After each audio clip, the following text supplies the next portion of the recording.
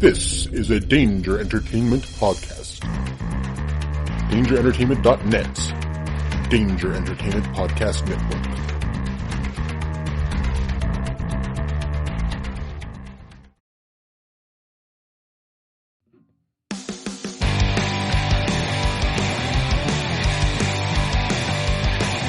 My life sucks to the last drop. Are you gonna blow your head off? Take good aim and don't forget to duck. My life sucks every Monday and all the way to Sunday, but I wouldn't have it any other way. I don't care how you're doing, what's up or how's it hanging. I'd like to buy this world one last drink. Life sucks all of the time. Stick it up your sunshine, and then you'll see the clouds every day. And then you'll see the clouds every day. And then you'll see the clouds every day.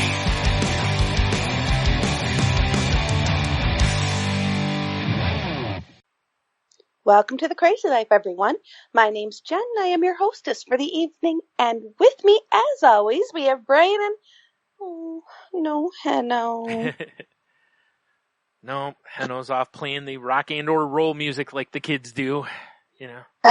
Those silly kids. Yep. It's a fad. Yeah, I know. Doo-wop will come back. Oh, we only jest because we know he's listening. Yep. Mm-hmm. So, how are you, Brian? How's your week been? Better than last time. Yeah, I bet.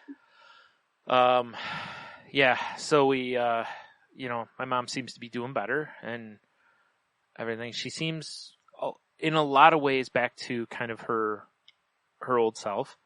So, that's all good. She's doing quite a bit more now and, whatever. She's still a little weak, but overall she seems to be doing pretty well. So, that's been better, obviously, on me, and I've gotten back to where I can sleep regularly again, because, the way things were working, I was getting up after just a few hours of sleep to, get her lunch or get her situated with stuff for a little while, and then I go back and lay down for a little bit, and then get up, and then I got to make dinner and stuff, which is fine. But it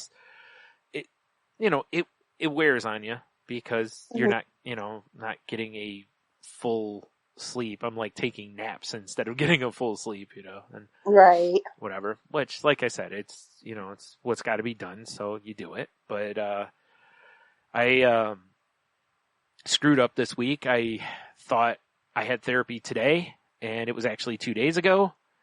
So, oh, no! So that's 2 appointments in a row I've just completely messed up on. And so I emailed my therapist and, told her what happened. And, so hopefully I won't have to wait 3 months to, get in, because I haven't gone to therapy and I don't know how long now, and it sucks because, it's. I don't know if my place is only in Ohio, but I know you don't want to start over with someone new. Yeah. But they do have a lot better availability. Yeah. Well, most of the time it's not a big deal. Like when you make, when you actually go to your appointments, and right. then, you plan out and it's fine. But, when you miss and then you miss again, it's like, dang it, so, yeah, so we'll see how that turns out, but it's one of those where it would have been a really nicely timed, visit, but, what can you do? Right. That's on me. I screwed up on the date. Right. I don't know how I was thinking it was like my mom had an appointment today, and that's the only thing I can think of is that I got confused by that. So, because usually I'm pretty good about remembering what day my stuff's on, but, I have had more in my head, recently. So there's, a good chance that I just, it happens.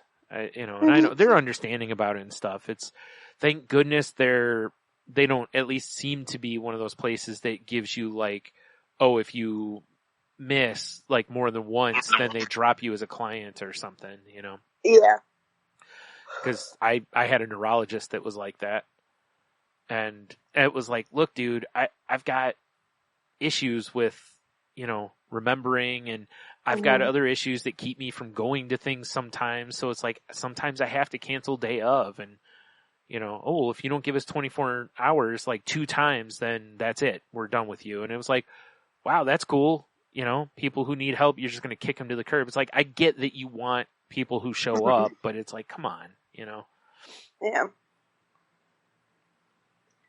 Like, again, I get it. But then the next neurologist I went to, they had a thing where if you didn't give 24-hour notice, they'd still bill you $20.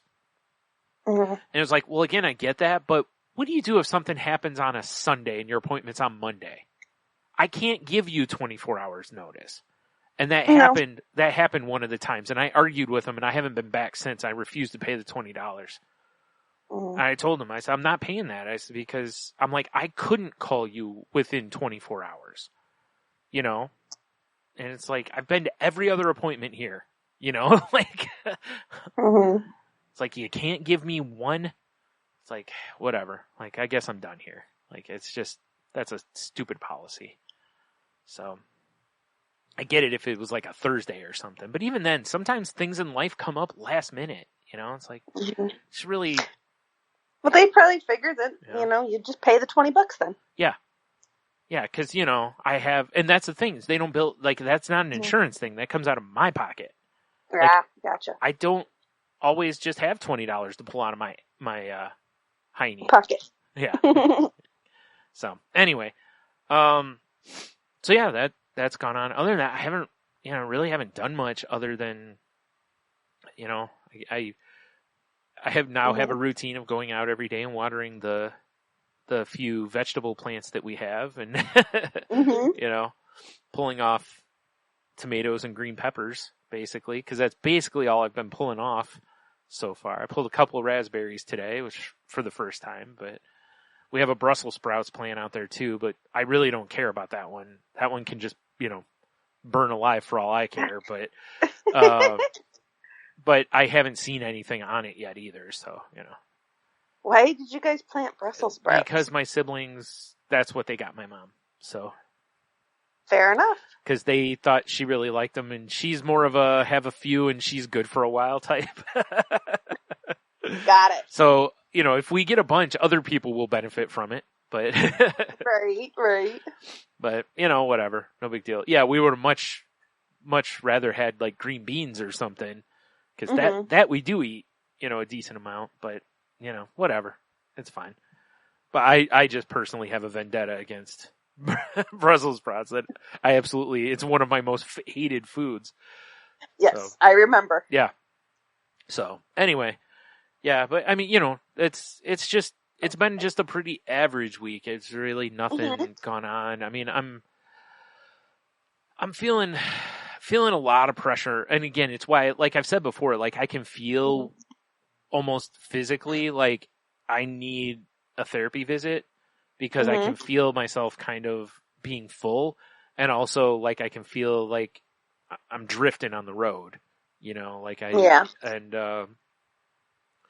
but also, part of this is on me too, because I just was looking at a Post-it note I have here, and I still have not scheduled with that psychiatrist to do the follow-up test for ADHD, which, oddly enough, is very much an ADHD thing to do.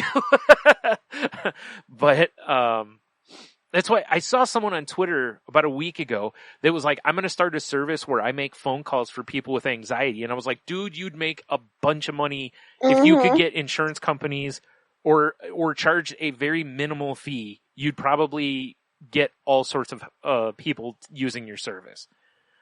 Because like my doctor's office, I can do a lot through their website. Like I can order prescriptions and all that. So which is awesome, because I don't have to call for those. I can just get on my computer any time of the day and do it. The one social worker that I see, her and I correspond via email, because I was talking with her and I said, the problem with texting is I said, you're here from like 8 to 5. There's days I don't get up until after 5. So there's no chance of us corresponding, via phone. I said, but if we can do email, I can email you when I get up and you can just email me when, and that has worked fantastic for us, So it's great that they're willing to do that. But, there's still a lot of things out there where people can't do, like I think I've said on here before, it's like, if I'm going to order pizza, 9 times out of 10, I will order from the place that has an app or online ordering. If they don't, it's like, I don't want to make that phone call. And that's just a thing I have. I hate making phone calls. And it's so dumb. Even for pizza, I don't want to make a phone call, it's like, but think about it. Like, going back to like I talked about, like, like depression keeps you from doing stuff at times, like I didn't hang out with Tony because my head would tell me this or that. And, and it's like, well, what am I doing? This is my best friend. We always have fun. Like, what am I doing here? So, anyway, but I need to do that. First of all, I keep forgetting about it, but then I also, a lot of days I wake up and it's like, it's too late. I don't want to fool with it, And then there's also I just don't want to do the phone call. Which is funny because the last time I saw a social worker, she was like, do you want to do it while you're here? And I was like, no, that's going to be weird. And now I'm like, I probably should have just done it then because. Probably. It's like, I don't need emotional support for a phone call, but a kick in the butt, maybe. But to make you do it. Well, like I said, if I could go to this doctor's website and just do the stuff there, I would do it in a heartbeat. It'd be done in a second.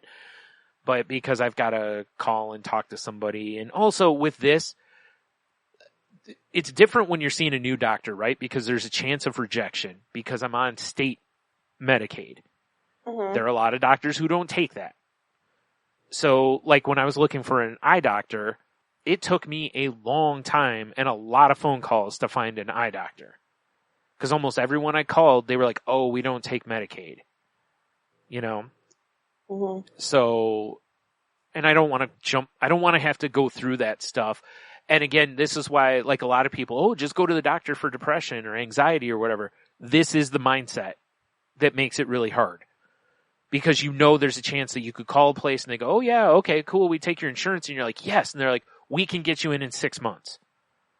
And you're like, oh, and maybe you call somewhere else. Oh, we don't take your insurance, so it's like, well, okay, and it's disheartening because you're like, but I need the help, but now I got to wait 6 more months. It's like, can you imagine if you were like, hey, I broke my knee and you called the hospital and they were like, we can fit you in next March, You'd be like, what? It's like when you call and say, hey, there's something broken in my brain. They're like, we'll squeeze you in when we can. But that's just how it has to be, Yeah. It just sucks. There's not enough funding and urgency to treat everybody who needs, the treatment. But I mean, we're doing the same thing in hospitals. There's people waiting long times because they're understaffed and overworked at the moment. So, all you can do is be patient, and it's tough. That I don't know if I talked about that. I learned it was a real valuable thing. Like when we were at the hospital, I think I talked about it, didn't I? Where it's like the urgency that they put on your loved ones will never match your urgency, basically. I don't remember you saying that. Yeah. You find that, because they're your loved one, you want them treated now. You don't want them to suffer for another minute, but so you get angry at the nurse or the doctor or whatever because it takes them an hour when you need them, you want them to come in, and you forget that they've got 20 other people that they're also working on, and they have to give them the same level, maybe not the exact same level of priority, because obviously if it's an emergency room, there's going to be more like, hey, we have to do this now, versus, okay, they're stable, but across the board, they need to treat each patient with a same level, essentially, of care. And, to you, not that you're cold about other people, but you're like, but my loved one, is the priority. And they're like, yeah, they're not though. Like everybody is the priority, so it's a good lesson for patience. Yeah. Because it's very difficult to take that step back and go, I got to be understanding and patient here. And if things fall into a catastrophic state, that's a little different. Then, yeah, I'm sure they would, like if all of a sudden the person's, blood pressure crashed, they would probably show more urgency than, okay, they seem stable. We're just going to kind of monitor and poke in once in a while, for a little bit. Because it's also perspective, not just patience, right? But it's keeping the perspective of the situation. Like you were saying, obviously, your loved one is going to be the forefront of your perspective. Yeah. And sometimes you got to take a step back and look at the big picture and, okay, let's put it in the real perspective. Right. And also, like you're saying, it's like, you also have to be realistic enough to know sometimes that, like I said, if your loved one is stable, but there's someone the next bed over who isn't, they're going to prioritize that person as well. They should. Because if they prioritize your person because you got there first, it's like, well, that person might die.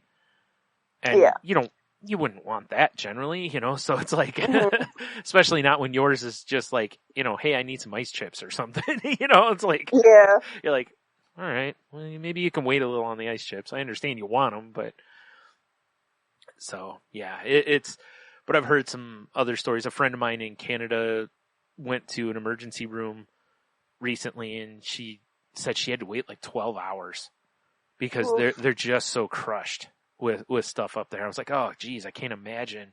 We waited, I think like, we were in a room in the emergency area, but we were just sitting there waiting while they ran tests and stuff. We're just wait, and there were people out in the waiting area that were doing just that, just waiting. Like I said, the one hospital we went to when we were looking for my mom, they were telling people that were sitting out in the waiting area. One guy asked how long, and they were like, at least 4 hours probably, because we're so overbooked right now. So, like I said, it's like everything. Just please be patient and kind. And again, try to understand that even though your loved one is priority one, everybody in there is someone's priority one, so, it's tough, but anyway, I really think that's about it. I just really haven't, done this week, Tony has been on a little vacation through the week. So, we haven't recorded yet. I was going to see if Heno would fill in, but Heno was in Seattle. So I was like, I guess I'll just wait till Tony gets back and then we'll do a show. But I'm not going to lie. It's always kind of nice when I don't have the podcast for a little bit. It's not that I don't want to do them, but it is nice to have a little break, occasionally. It's so, especially with the other stuff that's gone on, recently, it's been nice to have days where I don't feel like there's anything, stressing me. Like I asked my sister day before yesterday, if she could take me to the fruit and vegetable store up the street, and her and I we kept missing each other. So she called my other sister and was like, hey, after work, could you run Brian up to the place? Turned out my sister Chrissy had to go up there because they were going to get some stuff anyway. So it worked out fine, and we went up there yesterday, but it was like, she calls me and she goes, hey, sorry for people who aren't local, we're by the Jeep plant. We'll be over in a few minutes. And I'm like, oh, cause I had just woken up, so I was like, okay, gotta go, hit the old in the morning routine. Yeah. Hit the old over under, splash some water on a couple areas and basically, get out the door. Cause about the time I got done, I finished brushing my teeth and I came out. My mom's like, yeah, I think they're here. I was like, oh, they would have waited, but it was still, like I didn't know that Tammy had called Chrissy. So right. I was very much like, oh, especially when I'm like, I'm running on other people's time because I don't drive. And I, you know that I've known that for years and I'm fine with that. I fully understand how it works. And I try really hard to accommodate other people's schedules when I ask for rides and to go do things. So I was very much like, well, they're here basically, or they're on their way and I need to go. So, this needs to happen. So then we get up there and it looked like they were closed. There was hardly any cars in the parking lot. They had all the carts lined up in front of the place. And Wow. and we're both like, are they, and we could see there was a piece of paper hanging on the door. And I'm like, oh man, I hope they didn't close early tonight. And Chrissy's like, me too. Cause she's like, she's like, we really wanted to make some salads tonight. I was like, well, I guess if not, we can always run to Kroger or something. But no, they were open. Man, I'll tell you, it was a perfect time to go. There was like nobody in there. So It was super, and for anyone, obviously, again, not local, this place has kind of narrow aisles.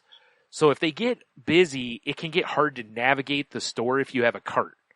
And for some reason, they don't have baskets that you carry. I don't know why, Now, with what I was getting yesterday, I had to go with a cart because I was getting like, big bag of potatoes and, watermelon and big stuff. So, but, yeah, we boom through the place and bang out there. I mean, we were probably there maybe 10 minutes. Nice. I mean, just, cause I've been in that place enough. I know where everything's at. So, and so have they. So it was just boom. They were going to like, do we want this? I had a list, but I didn't need, but yeah. So I got that handled, came home, chopped up all the stuff for salads and, whatever. Cause I'm trying to help my mom eat better and also eat better myself, Yeah. So, and with her not driving really right now, we're eating more at home. So I'm trying to make sure we have some variety and whatnot. So yeah. So, okay. Now I'm done. No problem. I talked for like an hour. Nothing too crazy exciting, the last couple weeks. I am coming to terms with my place in life and, I've been struggling with that as we've heard and I'm still working on it. My headlights now have gone out. Both of them? Yep. I do have brights and I do have the little yellow running lights on either side. Yeah. So I'm good there. And it looks like actually one of my tail lights went out too. Oh, jeez. So I have 3 bulbs I need to buy. Oh boy. And of course, I did not have the ability to get them. Yeah. Before now. So, tomorrow I'm going to try to zoom over there and pick them up before I go out of town. Okay, good. I was going to say, yeah, that's something you really need to do because you don't want a ticket for that. Well, right. And then, I also need to change my title over and get new license plates. Oh boy. And tags. Oh yeah, because your birthday was, yeah. My birthday was in July. My car is still under my husband's name, who is August. Yeah. So I'm good, but now that we're hitting August, I need to do it. Yeah. Yeah, it's just time anyway, but yeah. Yeah. Okay, well good. So at least you're not like, you're not driving around on expired plates or something. No, I'm not driving on expired plates. I was going to say, geez, I was going to say, boy, I hope not. Although it wouldn't be the first time you did that.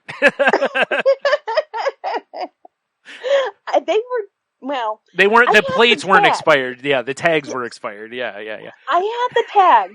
I purchased the tags. I just didn't put the tags on the car. Okay. So the tags were in the glove box. Yes, they were. And, yeah. Anyway, sorry. That's all right. So, but I ended up actually having a really great conversation with my psychiatrist, who absolutely loves me. She just loves me. She's like, you make my day. She's like, when I see that you're my first appointment, I just know it's going to be a good day. I get the same thing from mine. Mine actually loves it when I'm a Friday appointment, like when I'm the 4:00 on Friday, because I'm the last one of the day. And, and I was like, oh, I see. I was like, I'm that good, like, palate cleanser on your way out the door, and she goes, and she laughed and she's like, you wouldn't believe how true that is sometimes. So, well, because I'm usually more upbeat. I try to be positive, that kind of stuff. Yeah. So. And we both we trend towards the self-deprecation. Yes. And making jokes to kind of hide the pain. Yeah. So, so I get it. But it was a check-in on the new med, and the new med is still doing very well. It is plateauing, which was expected. Right. So some of this, I'm building up a bit of a tolerance. So some of the effects, the side effects, as well as the effects of it, aren't quite as dramatic as they had been when I first started taking. But again, this is all normal stuff. So completely makes sense. Still very happy with it. Still think it's the best thing I've had in a long time. So definitely moving forward with that, which is good. When I was talking with her, I said, in retrospect, looking back on things, I know I wouldn't be here if I didn't have my support system, especially the last few months. I had no idea how dark and deep I had gone. Right, which, as we've talked before, is pretty typical, Yeah. Much like you said about bipolar, too. It's like a lot of times you don't realize how far you've gone until you're past it, which is why it can be so dangerous. Exactly. Yeah. And it is truly, I give 100% credit to my support system for being there. I didn't even have to say anything, just them being there. Yeah. I never allowed my head to go to the place where the world would be better without me. Right. If I didn't have them, absolutely. I have no doubt in my mind that I would have done something dramatic. Yeah. But thankfully I didn't. Yep. Because, I had my support team, and they did the best they can do, which is, keep me moving. But as I was telling this to my psychiatrist, she's like, you're forgetting someone. I said, I am? She's like, yeah, you. Yeah. She's like, they gave you advice and, and gave you things to think about, but you're the one that accepted them, and did you're the one that applied them. Yep, that's right. And you're the one doing the work. She's like, so don't forget to give yourself some props here. You have a lot to be proud of. Now, being proud of something, it has been a long time since I've been proud of myself. I have made some very dramatic mistakes, as we've talked about different points on here. So it was it took me aback to stop and think and say, you know what? I am not perfect. I am still making mistakes. Yeah. But I am doing the work. And I am trying to move forward. Well, it's like Heno and I have beaten into the ground the progress over perfection. Perfection is a fool's errand. All you'll find is disappointment chasing that. And progress is more important. But even in progress, you have to understand that sometimes moving backwards is progress. Sometimes standing still is progress.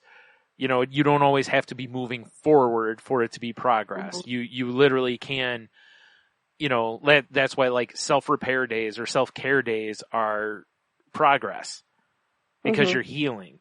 May not feel like it because you didn't air quote get anything done, but you did because you've rested up, you've recharged the battery. So you've moved, now you can, so yeah.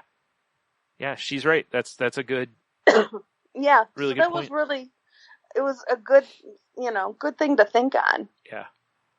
And stuff. And then a new friend of mine has some property up north, invited me to go this weekend. So I am really, really looking forward to it. The property is so far in northern Michigan, so far up in northern Michigan, that when the weather is correct, you can actually see the northern lights. Yeah. So I am beyond, that's a bucket list item for me. Me too. That's why we were talking before, and I was like, I don't really do the whole bucket list thing because my brain just doesn't work that way. But that is one of those things that I have wanted to see for so long. And I never thought about the fact, like, I didn't even know until, I don't know, within the last 5 or so years that there were places in the state that I live in that you could see it. I thought you had to go way up north. Otherwise, we both already would have seen this, because at some point I would have been like, we should go do this. Oh, yeah, absolutely. But I didn't even know it was a thing until more recently. And it was like, man, I wish I would have known that, because I for sure would have been like, let's go do this. Let's go take a trip and go see these. Because I know, like I said, I knew you wanted to do it too. I just didn't know it was a thing, I didn't either. I thought you had to be up in like Antarctica or Alaska or way up in Canada or something. I thought the same thing until he mentioned it. Yeah. And he's like, yeah, if the weather's correct, he's like, we'll probably be able to see the northern lights this time of year. Yeah. Because where he's at, his property is at, it's not obviously 100% light with no light pollution. Right. But it's pretty close. Yeah. He's like, where he's at is pretty rural, so there is not much light pollution at all, which makes, obviously, seeing stars and seeing the lights would be wonderful. Yeah. I hope everything lines up, because it would suck so bad to get up there knowing that now and have it be overcast or something. It's like, come on. Exactly. And this is a newer friend, so if I don't come back from the weekend, I love you all. I'll miss you all. You've had a good run.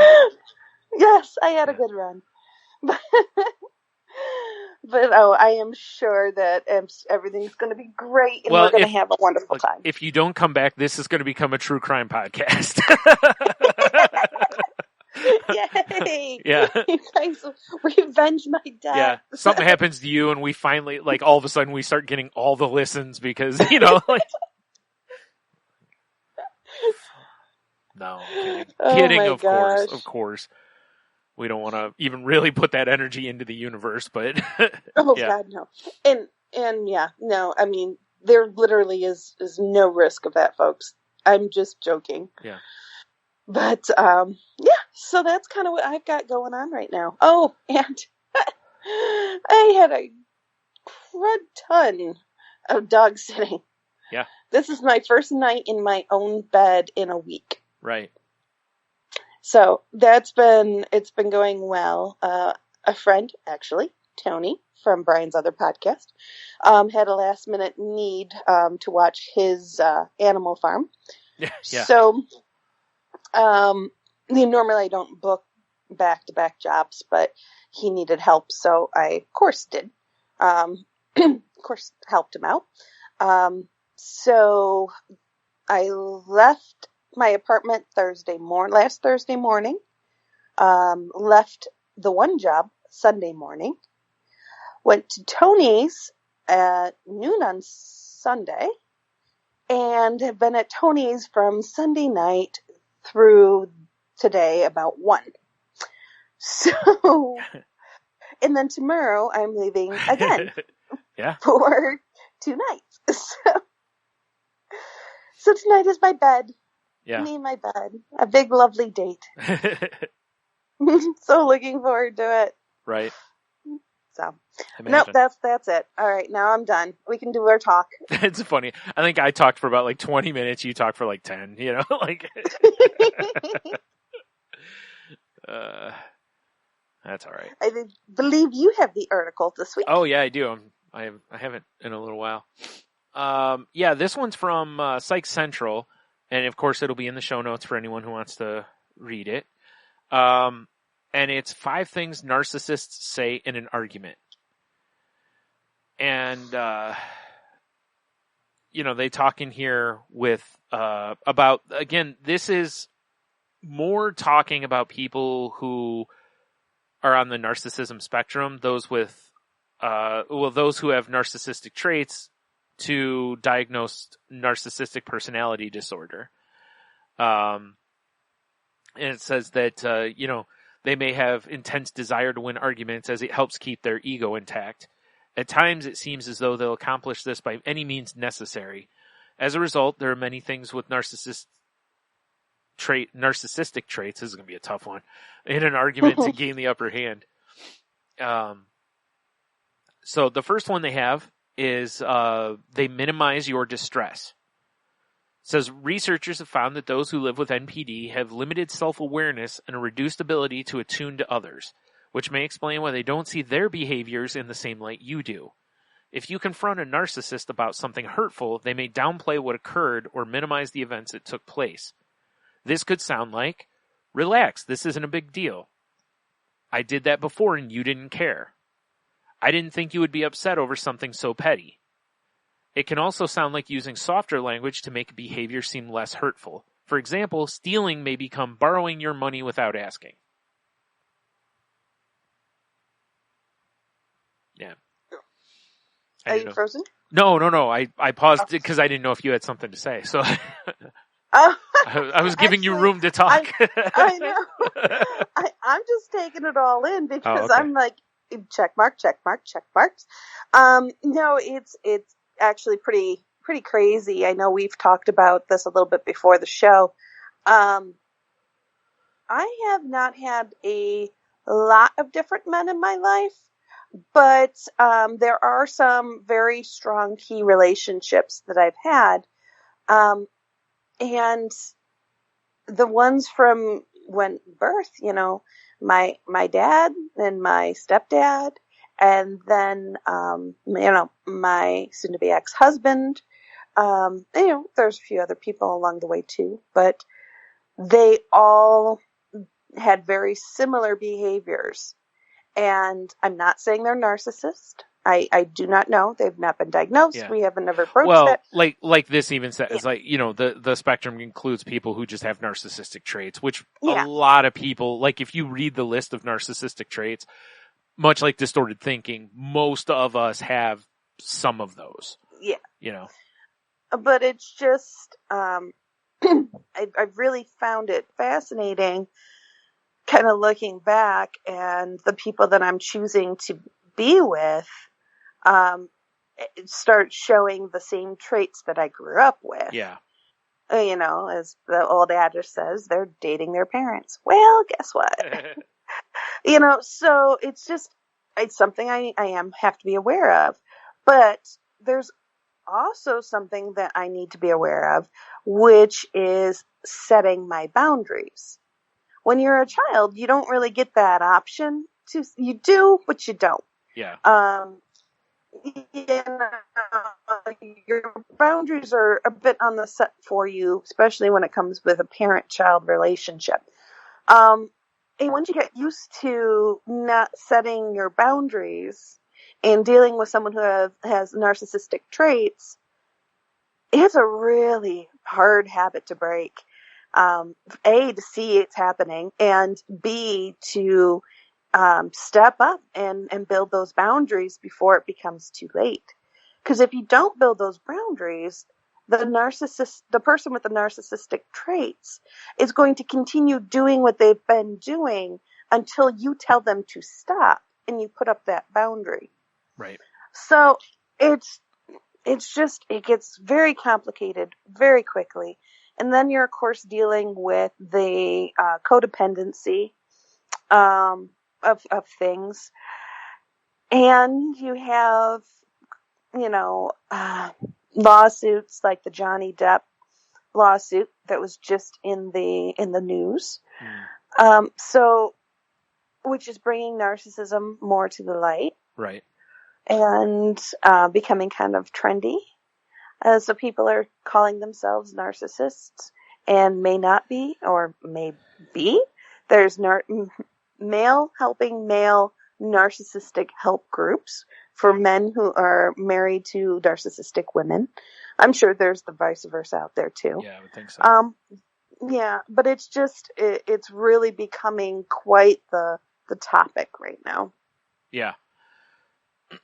And, as always, we implore you to be careful using terms, especially if you're not diagnosed, just be careful so that you don't end up, maybe minimizing others' plight or situation. The second one is shifting the blame onto you. Research shows that those who live with narcissism often carry an innate sense of victimhood, which is why they might shift the blame over to you, someone else, or another external factor they have little control over. Shifting blame and defensiveness can sound like, it's not my fault, it's because of you /money/stress/work. If you wouldn't have done this, I wouldn't have done that. You knew what you were getting into. This is just the way I am. If you can't spot what's happening when someone plays the victim card, you may find yourself feeling bad and apologizing for a perceived slight. This is also real common in abusive relationships, and not just mentally, but physically abusive relationships too. Because a lot of times narcissism is present in mentally abusive relationships too, you know. The next one is gaslighting. Studies suggest that with narcissism, or those with narcissism aren't as prone to guilt as others, which can make it difficult for them to take accountability for their actions. As a result, they may outright deny that they said or did something hurtful, a strategy called gaslighting, even in the face of proof. This can leave you doubting your own sense of reality. This can sound like, I never said that.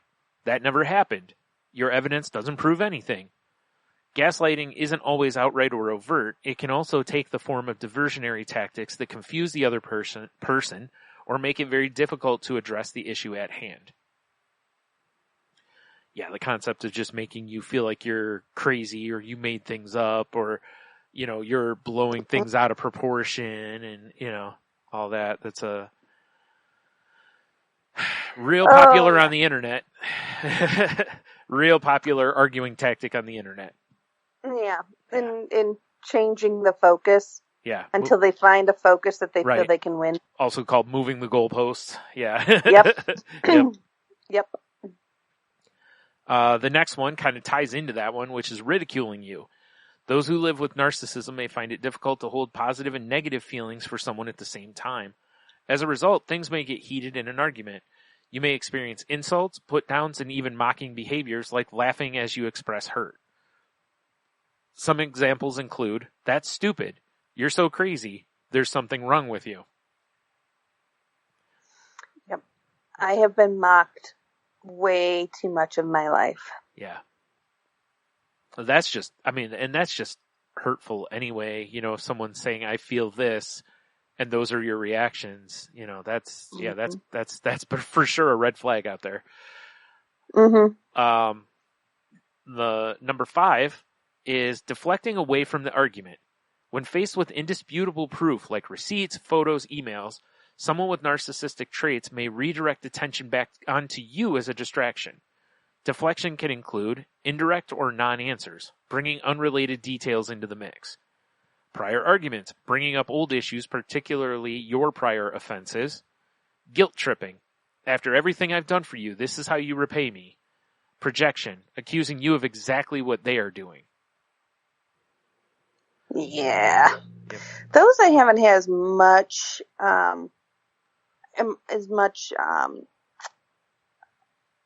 experience. That's what I was looking for. Yeah. As much experience with. They have popped up before, for sure. But my experiences trend more towards the earlier stuff and the verbals, the being made fun of. Yeah, the gaslighting and gaslighting, ridicule. minimized. Yeah. Yeah, it doesn't surprise me. Those are, like I said, those are used by a lot of people in mass, let alone, if you're dealing with someone who's, a full or a true narcissist. This goes on now to tips for responding to a narcissist in an argument. It says if you're caught in an argument, there are ways to stay empowered. It can help to approach the person outside of an argument or when you're not feeling emotionally aroused. This means that you can think more clearly and find it easier to use the strategies discussed below. The first one is try to focus on the facts. With a limited capacity for empathy, a narcissist may not be able to truly understand how you feel. Instead, focus on the logical facts, the objective truth rather than your subjective truth. This sounds like, in my email, I listed the deadline as 5 p.m. In therapy, we agreed that kissing is cheating. On the lease, it says that no smoking is allowed. Focus on I statements.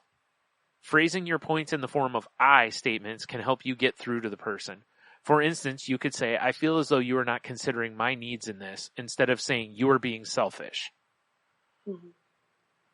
And I think that's a good tip for any sort of, whether it's an argument or conversation or whatever, which is stick to I statements rather than accusatory statements. Yeah. You know, when absolutely. you say, I feel this, instead of you are being selfish, because when you say you're being selfish, a lot of people will immediately go on the defensive. Yeah. If you say, I'm feeling this way, then that, you know, they still may go on the defensive, but it doesn't feel as inflammatory. Mm-hmm. The next one is try to stay calm. You might find it helpful to consider the gray rock approach. That is, try to become so boring that the other person doesn't find it appealing to try and incite a reaction out of you, because you'll give them nothing. If possible, maintain a neutral face, peaceful attitude, and limited emotional reactions, called a flat effect, especially in the face of anger. You can also try taking deep breaths, pausing between sentences, excusing yourself for a few minutes. Yeah. Kind of give me some flashbacks. Yeah. Yeah. I've used those techniques before. Right. And they are fairly responsive. So they're good. Yeah, they can work. Yeah. I remember when I was at Hollywood Video, the one DM that I had, you know, would always tell us to, like, if customers were yelling at you, the louder they get, the quieter you get. And he's not saying be quiet or, you know, shut up. What he was saying was stay calm and just repeat facts, was basically what he would tell us, kind of a thing, is don't engage in the yelling, don't engage in the arguments, and if it gets too heated, walk away. You know, and he was right. When you do that, a lot of times it is amazing how when one person is yelling, if the other person keeps a steady, kind of calm voice, a lot of times the other person kind of meets your tone, because I think it clicks in their head that they're the only one yelling. Yeah. You know, I think, and it's similar to, like, if you watch, like, what's his name? Caesar Milan, when he's talking to about a person with their dog. It's like, the crazier you act, the crazier the dog acts. If you hit them with a calm energy, they calm down, you know, and it's a similar, I think it's, you know, kind of that vibe, like, oh, I don't want to be the only one yelling here, you know, and sometimes people calm it down. Says try to stay focused. If possible, do not allow yourself to get derailed by manipulation tactics. Try to concentrate on one subject at a time. If it helps, write down your talking points for easy reference. That's the moving the goalpost. Like you were talking about, and you keep moving the goalpost. It's like, no, we're talking about this. Well, it's like, no, we are talking about this.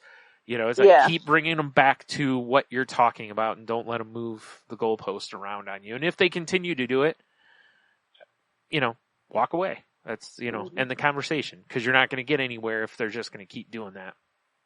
Yeah. You know. And the one thing you do control, always remember this, you control you. If you are done talking about something, don't talk anymore. Yeah. You know, no matter what they say, just like it was mentioning earlier, no matter what they throw at you, no matter what they say, if you tell them, I am done talking about this, and then ignore them until they change the subject, they get the point. Yeah. It may take them a while. It may be really rough because you got to sit and well, you got to have to sit through that. But eventually they get to the point where they recognize the fact that you're not going to respond. You're not giving them what they want, which is many times they want the argument. Yeah. Like they want. Sometimes they just want to hear themselves speak. Yeah, so, exactly. But. Yep. The next one is try to assert your boundaries with confidence. In order to hold your ground, set healthy boundaries and maintain direct eye contact. This can sound like, you just made the statement, I am crazy. I will not stand for you saying that again. If you continue to yell at me, I will leave. I need a 15-minute break, then we can resume this discussion. And those are tough. Those are real tough because most people don't want to walk away in the heat of an argument, let alone one that's in a scenario like this. It's because you argue with enough narcissists. A lot of times if you walk away, they go, yeah, I won. It's so it can be kind of tough there too. But, like you just said, oh, well, it's like there's a lot of people now kind of pushing the concept of when somebody starts arguing with you, you just go, you know what, you're right. And you just walk away and you just let it, that's it. You're just done with it. Because a lot of times that's all the people want to hear is that they're right. You just give it to them and walk away and just be done with it, And it's not in a way that you're giving in. You're just going, I'm not going to keep putting energy into this. The easiest thing to do is just basically, yeah, you're right. And then that's the end of it. There's no more yelling, or no more this or that, It's probably not really healthy, but. Now, the one thing that is so, so important that you take away from this entire thing is that no one is irreplaceable in your life but you. And so often when we get into these situations, when we have these relationships with people who, for whatever reason, it's not going well, and they're displaying the narcissistic tendencies. So often we fall into the pattern of, oh, it's not so bad, and you turn a blind eye to what's actually happening. It's like, yeah, we don't get along sometimes, but it happens, and all that stuff. Just do not lose yourself. Right. You are the irreplaceable one. Right. Not them. So if it gets to the point where you feel that you're losing you need to get out of that relationship. Right. Whatever type of relationship it may be. Right. Mm-hmm. Yep. It's actually one of the things that, coming up is basically that too. The next one says, try to release your expectations. It says common ground may not be an achievable goal. Instead, try to show up for yourself. Look after yourself and don't worry about their side. Basically what you were just saying. That's on them. And though you may possess empathy in spades, you may find it helpful to stop to understand the narcissist behavior, or stop trying to understand the narcissist behaviors. Instead, focus on your own healing work and recharge with some self-care after an argument. The next one is considering imposing a time limit. This is if the argument's going nowhere, making you feel bad, try to end the interaction peacefully. For example, you might say, I have an appointment at 2, I have to get going in 10 minutes. I really feel like that's not going to be a good tactic most of the time. Because the person's going to feel like you're minimizing them, and that's just going to lead to more yelling. And I don't know, maybe I'm wrong on that one, but I like the idea of like, this is going nowhere, like that kind of thing. But I just, Well, the technique I have found that works very, very well is I have to go to the bathroom. Yeah. And usually bathrooms have locks. Right. And usually people won't bother you when you're in the bathroom. Right. It's kind of like that sacred place. Yeah. So if you need a 5-10 minute break, right, just say, I've got to go to the bathroom. And then just go in the bathroom and lock the door and have your moment. Yeah. Or as you were just saying in the last point on here is, like if that type of stuff doesn't work, if you feel you're in danger, leave as soon as you can. In some cases, a relationship with a person who has NPD can turn toxic, abusive, or dangerous. Someone starts making threats against you in any way, it's best to leave the argument as soon as possible. Some threats may include calling the police on you, taking legal action against you, filing complaints with human resources or higher ups, physical threats towards you, loved ones, or your pets. There's a link underneath that for, how to form an exit plan to leave someone who has NPD. It says next steps, and there's a few books that it recommends. And then there's some help also underneath that in case you need help with, domestic abuse. Mm. You know, because like I said, just because this article is about arguing with a narcissist, it doesn't have to full on be a narcissist. It could be somebody who's just like I said, a lot of these really apply to people who are being emotionally abusive. And, you know, if you feel you're in a bad situation, you know, if you feel as though you can get out, please, you know, please do what's best for you in those scenarios. Absolutely. There is support out there for you, regardless of every situation you're in. Always remember, you have a choice. And the best choice is always going to be taking care of you. Yeah. So yeah, so that's the article. Very nice. All right, folks. Well, it's getting late. And we've covered a lot of topics and a lot of information. So, if you'd like to get in contact with us, you know what to do. You can reach us at thecrazylifepodcast.weebly.com is our website. thecrazylifepodcast@outlook.com is our email address. If you'd like to get in touch with me directly, please send us a message either through Facebook or through the email. Just address it to Jen, and I will be happy to get back with you as soon as I can. Brian, how can they reach you? You can reach me on Twitter and Instagram, I guess, at Stunami. You can find my other podcast at salty_language on Twitter, or at saltylanguage.com. The show's not safe for work, so, you know, be careful where you're listening to it. Well, we haven't recorded this week, but, last week we talked about National Hot Dog Day, me stuffing myself way too full with nachos, Liquid Death, the water, pairing up with Bert Kreischer to do a Body by Bert exercise video. That'd be awesome. And I don't remember what else we talked about, but that's all I have written down. We talked about foot relish, which was just a recurring theme through the show. So it's also the name of the episode, but yeah.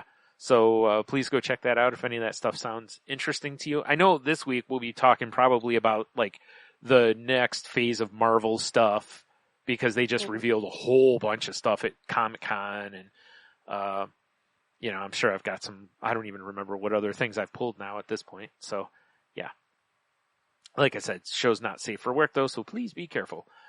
You can find Henno on Twitter at IdaHenno. You can find his other podcast at MTN Pod, or it's Moving the Needle is the name of the podcast if you're looking for it. I don't remember what their last episode is about. So I can't remember if it's the Unwatchables or if they've put up another episode since. So if it's the Unwatchables, it's about each of them bringing a movie that they think is unwatchable and discussing the movies. So it was a good fun listen. If you want to find this show on Twitter, you can find us at the Crazy Life Pod, where I post when new episodes go up. You can find us on Facebook at facebook.com/groups/Crazy Life Podcast. Oh, what am I forgetting? I feel like I'm forgetting another. Oh, we're part of the Tangent Bound Network, which can be found at tangentboundnetwork.com. So please go check out the other shows there. And, you know, if you need help, please reach out. Like I said, there's some resources in this article if some of the stuff we talked about applies to you. There's some phone numbers and links in the show notes for, like, the Suicide Prevention Lifeline, CODA.org, Gamblers Anonymous, you know, that kind of stuff. Or just please reach out to people and let them know that you need some help. There's tons of people out there willing to help. And like I said earlier, I know it's frustrating sometimes because there's a long wait, but, you know, please be patient and please be willing to, follow through on it and try to get yourself some help. And of course, you know, please help your friends if they need help, along the way also. Please reach out to them. And then finally, you know, as I always say, please be kind to one another. Please, you know, if you can help somebody, help somebody. There's a lot going the wrong way in the world right now, but there's still people out there still trying to do the good work and fight the good fight. So, you know, please just go out there and put great energy or the best energy you can out there, and just try to be a pleasant person and kind and patient. And I know it's really tough sometimes, but but please try. True. All right. With that, one of the meetings that I go to every week, we end with the same thing every week. And the last thing we end with is keep coming back. It works if you work it, and you're worth it.